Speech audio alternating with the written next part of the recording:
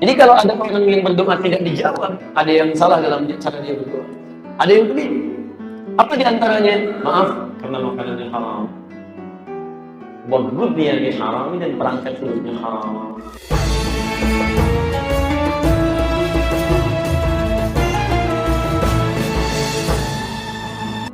Kalau antum masih hidup, makan yang haram ini ya, itu ada di hadis Muslim, nomor hadis 1056. Kalau nggak punya kitabnya, cari aja Al-Arba'in yang paling kecil. Ya, ada tipis, ada terjemahannya. Di Al-Arba'in nomor hadis yang ke-10, posisi paling kanan. Ya. Antum bisa lihat, "Tsumma dzakara rajula", Nabi mengisahkan seorang lelaki, yutilis safar, yang menempuh perjalanan jauh.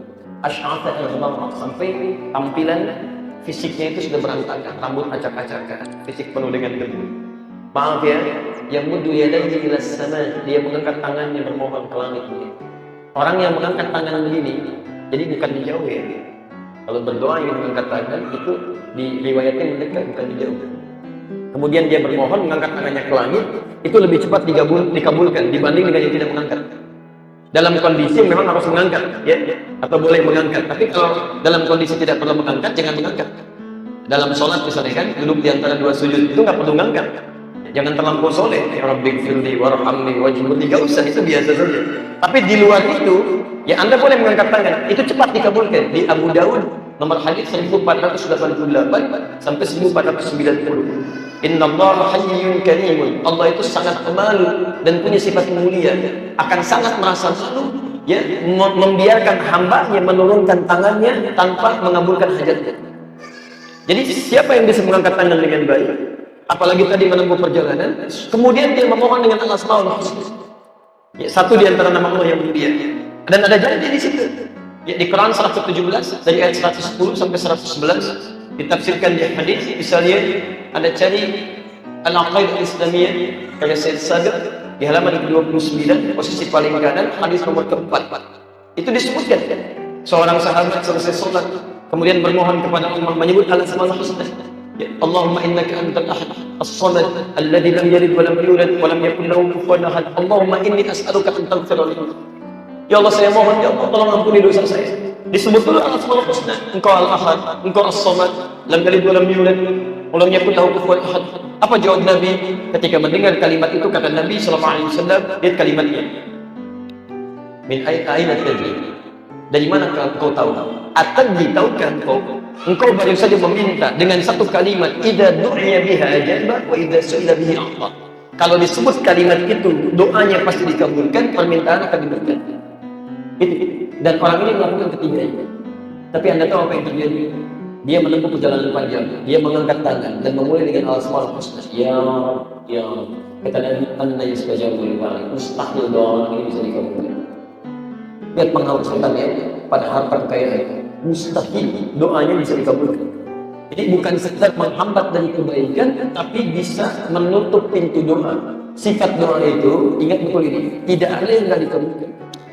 Semua doa dijanjikan dijawab sesuai dengan kemampuan kita untuk menerimanya. Kadang sekarang, kadang nanti saat kita siap. Atau kita nggak sanggup di dunia, di akhirat akan diberikan. Itu rumusnya ada di Quran surah kedua Al-Baqarah ayat 186, posisi paling tinggi sebelah bawah. Wa idza sa'alaka 'ibadi 'anni fa inni qarib ujibu da'watad da'i idza da'a. Dan jika hamba-Ku bertanya pada Muhammad tentangku, ingin mencari Allah, katakan enggak usah dicari, saya dekat. Ujibu da'watad da'i idza da'a. Saya akan jawab setiap doa yang dimohonkan kepada-Ku. Jadi setiap ada orang mau bermohon kepada Allah, kalimatnya saya akan jawab. Jadi kalau ada orang yang berdoa tidak dijawab, ada yang salah dalam cara dia berdoa. Ada yang begini, apa diantaranya? Maaf, kata Nabi, anna yustajabu lidzalik, mustahil doanya bisa dijawab. Famat'amu haram, karena makanannya haram. Mashrabu haram, minumannya haram. Malbasu haram, pakaiannya haram. Wa ghudhiya bi haram, dan perangkat mulutnya haram. Jadi kalau antum memperoleh harta benda dari cara yang haram, itu bagian dari tipu daya setan yang dimasukkan dalam nafsu. Kadang-kadang nggak disadari. Apa dampaknya? Dampak pertama, lihat. Ini ada air dalam botol plastik ini, atau gelas plastik ini. Kalau nggak ada sekatnya, apa aja bisa masuk, tidak. Tapi karena ada sekatnya, yang mau dimasukin susah. Allah ingin ngabulkan, tapi karena terhambat nggak bisa masuk. Kalau masih ringan-ringan seperti ini, barangkali ditusuk dengan yang keras-keras bisa lebih masuk. Taubat selesai, gitu. Ringan, istighfar selesai, istighfar selesai. Yang jadi masalah, ya kalau lapisannya begini, tebal, susah masuk.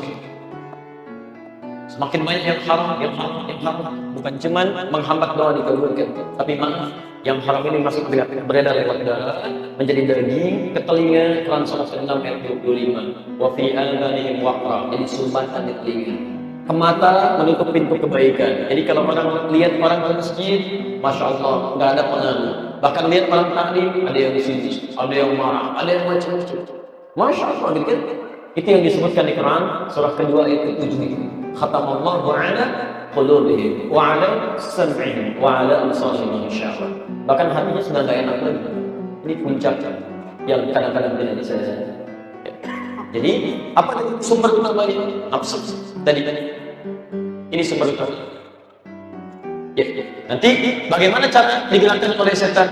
Bisa lewat macam-macam. Sesuai dengan tupoksi masing-masing. Masya Allah. Siapa saja setan ini yang memiliki tugas-tugas untuk mempengaruhi nafsu ini? Setidaknya ada 9 jenis. Ya. Kita akan ambil dulu ya, satu keterangan Quran sebagai pelengkap. Quran surah 114 ayat kelima. Untuk hafal ini ya, sudah dalam kepala. Di 10 sampai Isa ini aja yang dibaca. Kan? Qul a'udzu birabbin nas, malikin nas, ilahin nas. Min syarril waswasil khannas alladzi yuwaswisu fi suduril nas. Nafsu ini adanya di qalbu. Nafsu atau fujur ini tempatnya di qalbu. Jamaknya qulub. Qulub. Yang melekat di dalamnya dua sifat ini. Takwa dan nafsu. Kenapa disebut dengan qalbu? Asalnya dari kata bahasa Arab qulubah yang dalam. Dari kata qulubah, sesuatu yang senantiasa bergejolak, enggak pernah tenang. Kadang-kadang sekarang tenang, nanti gelisah lagi. Sekarang gembira, besok bisa sedih, turun naik, turun naik, turun naik. Kenapa selalu bergejolak? Karena senantiasa ada pertentangan di antara dua sifat. Nah, yang paling menarik sekarang perhatikan. Karena itulah disebut dengan qalbu, karena suasananya nggak pernah tentram. Selalu ada pilihan-pilihan, gejolak-gejolak. Apalagi kalau sudah berhadapan dengan maksiat, larangan dan perintah, itu pasti gejolaknya nggak mudah. Mau bangun tahajud dihadapkan pada nonton bola. Ya, mau sholat di belanjaan dihadapkan pada diskon misalkan, itu nggak mudah. Ini qalbu ini di dalam jiwa kita yang paling dalam. Letaknya disebutkan oleh Al-Quran di sadrun namanya. Sadrun, dia tertutup oleh sadrun, diartikan dengan dada. Kalau sadrun itu fokusnya, dia sadrun itu rongga di antara perut dengan dada bagian atas. Makanya nanti dalam sholat Anda bersedekah begini. Di An-Nasai nomor hadis 886. Awas kalau Anda belajar fikih sholat cuma sampai tatanan praktek, tidak mempelajari esensinya. Kenapa tangan Anda begini? Kenapa kaki menutup yang kiri? Kenapa digenggam begini? Ya, kenapa tidak sampai ke sini? Itu ada maknanya semua dan diajarkan oleh Nabi. Jadi kalau antum nggak jaga baik kondisi di sini, makanya ada orang mengatakan jaga hati, jaga qalbun, jaga. Maka diritualkan dalam bentuk sholat itu ketika Anda memegang itu. Makanya berdoa Anda, nanti kita turunkan itu. Ya saat membahas tentang setan jenis setan